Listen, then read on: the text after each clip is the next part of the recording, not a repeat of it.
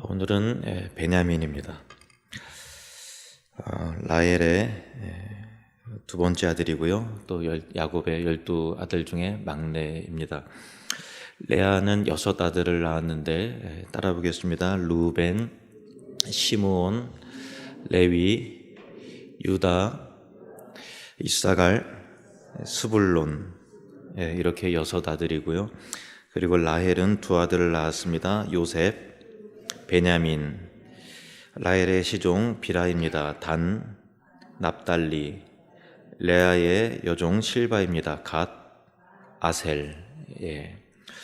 오늘은 12아들들 가운데서 막내 아들인데 6번째로 다뤄지는 인물 베냐민입니다. 출생 배경은 창세기 35장에 나와 있는데 살펴보겠습니다. 16절부터 20절 교독합니다. 그들이 베델에서 길을 떠나 에브랏에 이르기까지 얼마간 거리를 둔 곳에서 심히 고생하여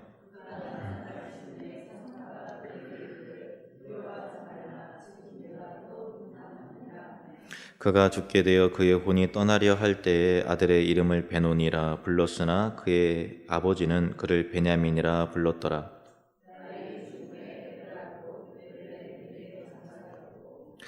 같이 읽겠습니다. 야곱이 라헬의 묘에 세웠더니 지금까지 라헬의 묘비라 일컫더라. 아멘. 베냐민의 엄마였던 라헬은 참 슬픈 인생을 살았습니다. 야곱을 사랑했죠. 그리고 야곱도 라헬을 사랑했고, 근데 자기의 결혼식이 되어야 할 그날 언니 레아가 야곱과 사랑하는 사람과 결혼해버렸어요. 그러니까 그때 어디가 있었는지, 감금을 당해서 막 발버둥을 치고 있었는지 어떻는지는 잘 모르겠습니다만 굉장히 억울한 일을 당한 거죠. 그래서 라헬은 레아가 결혼한 일주일 뒤에 또 결혼을 하게 됐고요. 그리고 나서 야곱은 라헬을 또 얻은 그 대가로 또 7년을 또 그저에게 봉사하게 되었죠. 그러니까 그 야곱의 억울함은 곧 라헬의 억울함이었고, 그리고 또 언니 레아는 자식을 잘 낳았는데 자기는 아들이 없는 거예요. 그래서 비통한 마음으로 나로 자식을 낳게 하라, 그렇지 않으면 내가 죽겠노라 막 떼를 쓰고 울고불고 할 정도로 마음에 한이 많았죠. 그리고 또 아버지 라반이 우리 가족을 자꾸 속이고 그렇게 하니까 아버지에 대한 원망도 있었고요. 그래서 하나님께서 그 바단 아람에서 떠나서 베델로 가라라고 이게 명령을 하셔서 온 집안 식구가 그렇게 가나안 땅을 향해서 약속의 땅, 가나안 땅을 향해서 이동하는 것 가운데 이제 거의 다다랐을 때쯤에 베들레헴, 에브랏에 거의 이르게 됐을 때 이제 둘째 아들을 이제 낳게 되었는데 그때 난산으로 인해서 이제 죽게 됩니다. 그러니까 해뜰 날이 없이 그 야곱을 만나고 나서 그 이전은 행복했겠지만 야곱과 만나고 나서 본의 아니게 결혼 생활부터 이게 흐트러지게 되었고 자식이 없었고 또 억울하고 답답한 일을 겪다가 이제 좀 자식을 또 낳아서 이제 행복해지려나라고 기대를 할 그때쯤에 딱 죽어버리는 거예요. 그러니까 얼마나 참 비통하고 마음의 원한과 슬픔이 가득했었던가 하면 얼마나 그 마음 가운데 슬픔과 또 그런 게 있었으면 자식의 이름을 베논이라고, 슬픔의 아들이라, 둘째 아들을 요셉을 낳고 둘째 아들 낳을 때 베논이 이렇게 자식의 이름을 슬픔의 아들이라 라고 이름을 지었습니다. 그러나 야곱은 차마 그 아들을 슬픔의 아들이라 라고 이름할 수가 없었어요. 그래서 이름을 고쳐서 베냐민이라고 이름을 지었는데 그 이름의 뜻은 오른손의 아들이란 뜻입니다. 따라해 보겠습니다. 오른손의 아들. 네. 오른손이라고 하는 의미는 대부분 이제 오른손잡이잖아요. 우리 자녀는 셋 중에서 둘이 왼손잡이에요. 왼손잡이인데 대부분 오른손잡이고 오른손이 더 힘이 세죠. 그래서 오른손의 아들이라는 것은 힘이 세다, 강하다라고 하는 그런 의미가 담겨져 있습니다. 그래서 야곱은 네 엄마가 내 사랑하는 아내요, 또 네 엄마가 죽었지만은 너는 슬픔의 아들로 살 것이 아니라 씩씩하고 남자답고 강하게 그렇게 자라다오 라고 하는 소망을 담아서 베냐민이라고 이름을 지었던 것입니다. 그래서 그 이름 그대로 후에 이 베냐민 지파가 굉장히 그 강한 지파가 돼요. 싸움도 잘하고 때때로 말도 잘 안 듣기도 하지만 엄청 강하고 전투적인 그런 지파가 됩니다. 그래서 후에 야곱이 아들들을 축복을 하는데 베냐민에 대해서는 이렇게 예언을 합니다. 창세기 49장 27절 말씀 보시면 창세기 49장 27절 같이 읽겠습니다. 베냐민은 물어뜯는 일이라 아침에는 빼앗은 것을 먹고 저녁에는 움킨 것을 나누리로다. 좀 섬뜩하죠. 베냐민은 그냥 일이가 아니라 물어뜯는 일이 먹을 걸 움켜쥐고서 사냥감을 움켜쥐 한 번 놓지 않고 물어뜯는 거예요. 아침에는 빼앗은 것을 먹고 저녁에는 움킨 것을 나눈다. 그러니까 물어뜯고 빼앗는 그런 일이 어떤 좀 긍정적인 측면보다도 어떤 부정적인 이미지로 먼저 이게 다가옵니다만은 그러나 이제 유대인의 그 사고 속에서 일이라고 하는 것은 그냥 긍정도 부정도 아니고 그냥 그렇다는 거예요. 전투적이고 집요하고 한번 물으면 놓지 않고 진돗개처럼 한번 누르면은 놓지 않고 씩씩하고 또 강하고 또한 사납고 또 공격적이고 하는 그런 이미지의 어떤 그 베냐민 그런 예언 속에서 그런 지파로서 형성이 되어 갑니다. 그래서 이 사사시대 때의 그 베냐민 지파의 그 대표적인 인물들 몇 사람을 좀 꼽아 보면요. 첫 번째는 이 사사시대 때, 사사시대는 그야말로 무법시대잖아요. 사사시대에 에훗이라고 하는 사람이 있는데요. 이 당시에 이스라엘 백성들이 모압의 침략을 받았어요. 모압의 침략을 받아서 열심히 일하면은 계속 이제 그 모압의 왕 에글론에게 공물을 바치고 또 세금을 내야 되고 계속 노역을 하니까 얼마나 힘들어요. 그 생활을 18해 동안이나 계속 했었습니다. 그런데 그 중에서 이제 그 베냐민 지파의 사람인 이 에훗이 왼손잡이였어요. 근데 이제 뜻밖이죠. 그 오른손의 아들이라고 하는 지파의 이름과는 달리 이 에훗은 왼손잡이였습니다. 이 모압 왕 에글론을 만나서 공물을 바치면서 왕이시여, 내가 왕에게 긴히 드릴 말씀이 있나이다. 이렇게 하면서 그러니까 어떤 그 에글론의 입장에서는 어떤 그 신뢰할 만한 그런 인물로 그동안에 계속 신뢰의 관계를 쌓았던 것 같습니다. 그래서 이제 조용히 둘이 갑니다.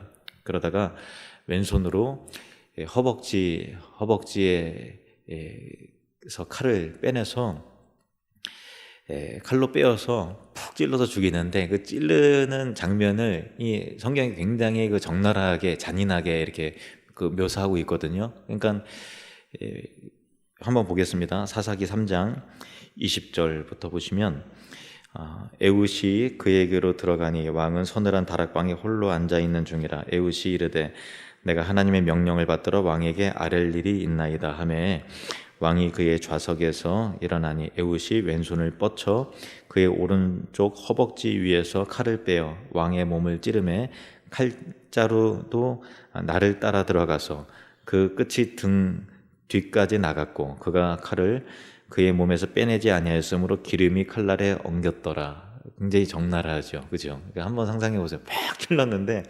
칼자루가 그 몸까지 들어가서 그 끝이 났는데 기름이 뚱뚱했던 사람이었거든요. 기름이 막 범벅이 돼서 칼날에 엉겼다라고 표현을 굳이 이렇게까지 한 이유는 이 베냐민 지파의 그 특징, 그리고 그 사사 에훗의 기질, 그것이 여기 묘사가 되어 있는 거예요. 그러니까 어떻게 보면 굉장히 좀 집요한 사람이고, 또 용맹한, 좋은 쪽에 보면 용맹한 사람이고요. 또 투사 같은 사람이죠. 그리고 또 대범한 사람이고, 그리고 또 어떻게 보면 또 잔인한 사람이고, 그 기질이 그 물어뜯는 일이, 빼앗은 것을 또 먹는 그 물어뜯는 일이 같은 그런 그 베냐민 지파의 특유의 어떤 성격이 묘사가 되지요. 그렇지만은 어쨌든 이와 같은 어떤 기질, 그 이리와 같은 사냥감을 딱 발견하면 놓지 않고 집요하게 물어뜯음을 통해서 피를 흘리게 만드는 그러한 것을 통해서 이스라엘 민족을 구출을 하고요. 그리고 이 에훗은 그래서 그 이스라엘 백성들을 압제 가운데서 건져낸 사사로서서 어떤 독립투사와 같고 또 혁명적 애국자와 같은 그런 사람입니다. 또 베냐민 지파에서 또 유명한 사람은 여러분 잘 아시는 사울 왕이죠. 사울 왕은 사실은 이제 물론 하나님 앞에 불순종해서 또 하나님의 뜻에 맞지 않아서 폐위가 되고 또 버림을 받았습니다만은, 일반적인 사울 왕의 그 왕정 시대 초창기의 그 관점으로 보면, 일반적인 관점에서 보면 굉장히 뛰어난 전사고, 또 정말 그 백전백승을 할 정도로 주변에 그 왕으로서의 그 권위를 인정받을 만큼 탁월한 또 능력의 사람이었고 지도자였고 그랬습니다. 그래서 힘이 세고 훌륭하고 힘이 세고 또 용맹한 그런 왕이었고요. 그리고 또 그의 아들도 요나단도 또 마찬가지고 용맹한 왕자였고요. 그리고 또 베냐민 지파 출신의 사람들이 다 거의 다 훌륭한 무사였습니다. 그래서 세월을 좀 지나서요, 나중에 인물 중에서 유명한 사람은 그 모르드게가 또 베냐민 지파 사람입니다. 에스더 2장 5절 말씀을 보시면 같이 읽겠습니다. 도성 수산에 한 유다인이 있으니 이름은 모르드게라. 그는 베냐민 자손이니 기스의 증손이요 시므의 손자요 야엘의 아들이라. 이건 굉장히 이 모르드게도요, 신념이 강한 사람이에요. 절대 굴복하지 않고 하나님 앞에서의 그 정조를 지킬 줄 알고요. 그래서 엎드려 절하라 해도 꼿꼿하게 절하지 않고 아주 당당한 사람이고요. 그래서 유대인들을 다 죽이려고 하는 음모가 하만으로부터 이게 그 진행될 때, 이 음모로부터 하나님의 앞에서의 믿음의 신념 가운데 또 그 신앙의 모습이 에스더에게까지 전수가 되잖아요. 그래서 죽으면 죽으리라라고 하는 그 에스더의 표현이, 이 모르드게의 평소의 그 신앙의 관점이 이제 양녀인 그 에스더에게 그대로 전달이 되는 거죠. 그러니까 모르드게의 신앙도 죽으면 죽으리다라고 하는 그런 신앙이죠. 그러니까 목표 중심 지향적이고요, 끈질긴 사람이고, 또 굳은 심령 가운데 흔들리지 않는 그런 사람이었습니다. 냉철하고 타협하거나 또 굴복할 줄 모르고 하는 그런 사람이었습니다. 신약 시대에 와서 또 가장 유명한 사람, 베냐민 지파의 가장 유명한 사람이 또 누굽니까? 사도 바울입니다. 빌립보서 3장 5절 말씀 보시면, 빌립보서 3장 5절 시작. 나는 8일 만에 할례를 받고 이스라엘 족속이요 베냐민 지파요 히브리인 중에 히브리인이요 율법으로는 바리새인이요. 이 바울도 굉장히 집념의 사람이고요. 한번 물어뜯는 그 이리와 같이 그 참 빼앗고 그런 사람이에요. 그러니까 성령으로 거듭나기 전에, 예수님을 만나기 전에 그 바울이 어떤 사람이었습니까? 그러니까 하나님에 대한 열심, 이제 잘못된 열심인데 예수 믿는 사람들 다 잡아 가두고 죽이고, 그래서 다메섹까지 대제사장의 공문을 받아다가 굳이 뭐 거기까지 갈 필요 있어요. 그런데 굉장히 목표 중심적이라 내가 이 기독교인들을, 예수 믿는 자들을 다 씨를 내가 다 없애겠다라고 하는 그 신념으로 불타오르고 있는 거죠. 그래서 담에색 도상에서 예수님을 만나서 사울아 사울아 내가 어찌하여 나를 핍박하느냐, 주여 니시오니까 나는 내가 핍박하는 예수라. 그 이후에 그 사울이 변화가 되죠. 후에는 또 바울이라고 이름을 줬고요. 그리고 그 기질은 거듭났어도 그 기질과 그 목표 중심적이고 타협할 줄 모르고, 그리고 또 그 굳은 신념은 그 바울이 돼서도 이게 마찬가지였어요. 그래서 정말 온갖 핍박이 있고 어려움이 있어도 끝까지 해내고요. 그리고 또 바나바와 그렇게 막 믿음의 훌륭한 동역자임에도 불구하고 제1차 선교여행 때 그 마가 요한이 따라가다가 중간에 도중 하차해서 도로 가버리잖아요. 그때 얘는 안 되겠다 하고서 딱 찍어 놨는데, 그 2차 선교 여행이 또 시작될 때 바나바는 그래도 얘가 좀 마음이 회개를 했고 또 그때는 난 다르다, 좀 성숙했고 그러니까 우리 마가 요한을 데리고 갔으면 좋겠다라고 했는데, 바울은 끝까지 안 된다. 얘는 중간에 도중 해체한 사람으로서 이 선교 대열에 낄 수 없다라고 절대 굽히지 않아서 결국 어떻게 했냐면 바나바와 그렇게 절친한 믿음의 동역자 바나바와 크게 다투어서 양보할 줄 몰라요. 크게 한번 옳다고 하면 아주 뭐 굽히는 게 없어요. 그리고 바울한테 한번 찍히면은 그냥 끝이에요.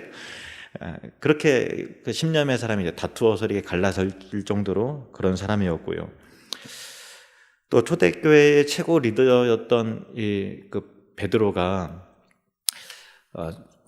베드로의 잘못을 과감하게, 그 다른 사람들은 그래도 감히 베드로한테 아무 말 못하고 있는데 그 바울은 내가 하나님 앞에서 잘못했다 하고서 당당하게 지적을 하고서 그렇게 야단을 치잖아요. 그러니까 바울은 정말로 그런 대단한 그 단호하고 또 끈질긴 사람이었고 지변 그런 그 사람이었습니다. 베냐민 지파의 그런 특징들이 이어지죠.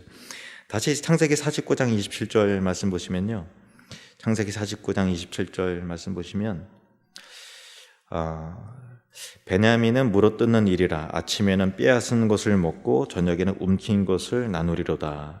이 쉬운 성경 번역에 보면은 움킨 것을 찢는다라고 되어 있는데, 이게 나눈다라고 했을 때 고기를 나눈다라고 하는 그런 의미인데, 또 어떤 번역에 보면은 저녁에는 움킨 것을 나누어 먹는다라고 하는 그 의미도 있는 거예요. 그러니까 그 물어뜯는 일인데 아침에는 빼앗은 것을 먹고 저녁에는 이 고기를 나눈다라고 하는 것은, 잘 보세요. 이것 앞부분에 아침에는 빼앗은 것을 먹고라고 하는 것은 투쟁적이고 사납고 이리 같고, 또 그렇지만은 저녁에는 뭔가 변화가 일어나요. 그죠? 저녁에는 빼앗은 것이긴 하지만 넉넉한 마음으로 나누고 같이 먹는, 공동체를 세우는 일에 기여하는 그런 모습으로 또 해석이 될 수 있는 거잖아요.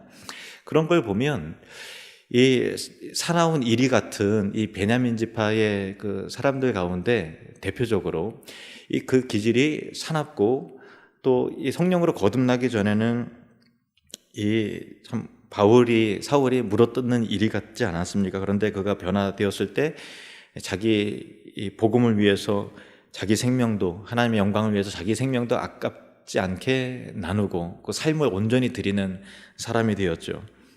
그러니까 이 기질과 상관없이 그가 복음에 의해서 새롭게 변화가 되었느냐라고 하는 부분이 굉장히 중요해요.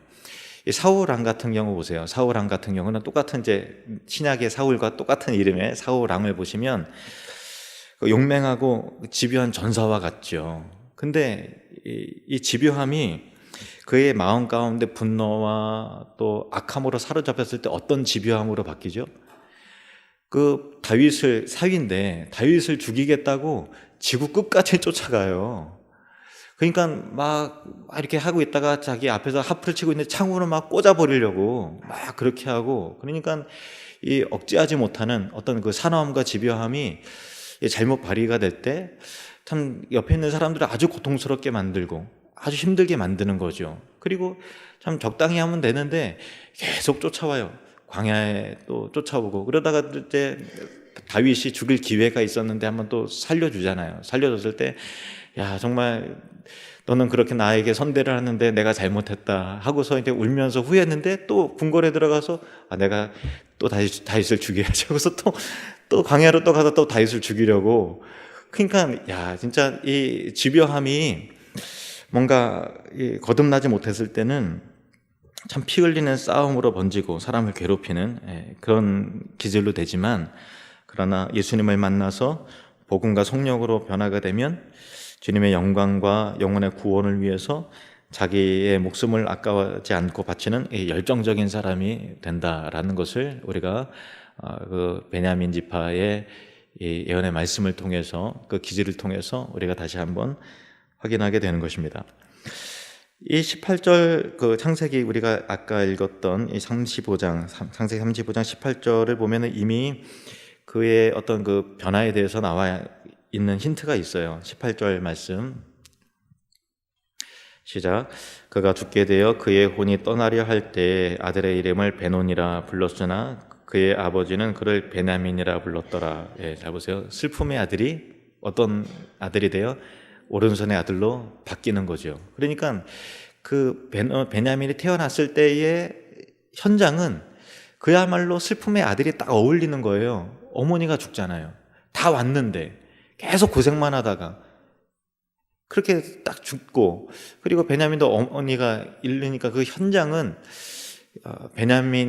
베논이라는 이름이 어울리지만 야곱은 소망 가운데 그의 이름이 그 그리스도 안에서 새롭게 변화되는 가치 있는 이름으로 지어주지 않습니까? 그 예수님을 만나는 사람들은 이와 같은 그 좀 변화가 일어나는 것이죠. 슬픔으로 시작을 했지만 우리 안에 하나님께서 복음으로 예수 그리스도로 기쁨을 만들어 주시고 또 소망의 인생을 살게 하시는 그 놀라운 변화가 예수 믿는 자에게 있는 것입니다. 시편 30편 11절 말씀을 보시면 시작. 주께서 나의 슬픔이 변하여 내게 춤이 되게 하시며 나의 베옷을 벗기고 기쁨으로 띠띠우셨나이다. 자 보세요. 참 이런 계속 변화가 일어나요. 슬픔의 아들인데 오른손의 아들이 되고, 그죠? 그리고 사나운 이리 같아서 아침에는 빼앗은 것을 먹어도 저녁에는 움킨 것을 나누는 사람이 되고, 다 그리스도 안에서 일어나는 이런 놀라운 변화 아닙니까? 예수님은 우리를 이와 같이 변화시키시는 분이십니다. 물이 변하여 포도주가 되듯이 정말 맹맛 인생, 그 안에 생명력이 없는 그런 인생이 사람을 죽이는, 또 쓸모없는 사람이 생명력 있게 변화가 되고 사람을 살리는 사람이 되고 존귀한 하나님의 사람으로 새롭게 변화되는 일들이 그리스도 안에서 주어지게 되는 것이죠. 여러분 모두가 이미 생명력 있는 포도주와 같은 인생으로 그리스도 안에서 변화되신 줄로 믿고 앞으로 더 큰 놀라운 존귀한 인생이 되실 줄로 믿습니다. 이 베논이 즉 슬픔의 아들이라는 이름을 얻고 태어난 곳은 에브라시예요. 당시의 이름은 에브라시였어요. 그런데 아까 9절에 보니까 에브랏 곧 뭐라고 나와 있습니까? 베들레헴이라고 나와 있죠. 그러니까 이 베논이 슬픔의 아들이 태어났지만 야곱은 오른손의 아들이라는 이름을 지었는데 그것이 에브라시지만 곧 베들레헴이듯이 진정한 우리를 구원하는 오른손의 아들은 누구이겠습니까? 예수 그리스도죠. 예수 그리스도께서 이 베들레헴에서 태어나셨죠. 그러니까 진정한 오른손, 우리를 구원하시는 하나님의 강한 오른손의 역사, 우리를 구원하는 구원의 역사는 이 베들레헴에서부터 나신 예수 그리스도를 통해서 주어지게 되는 것이고, 우리 그리스도를 만나게 될 때 우리 인생도 슬픔의 인생에서, 슬픔의 아들의 그 삶 속에서 오른손의 아들로서, 진정한 오른손의 아들로서, 강한 사람으로서, 그리고 승리의 사람으로서, 또 하나님의 영광을 위해서 살아가는 복된 인생으로서 변화되는 것입니다. 그리스도를 만난 저와 여러분, 이제는 여러분의 인생은 슬픔의 아들의 인생이 아니라 오른손의 아들의 인생임을 믿으시길 바랍니다.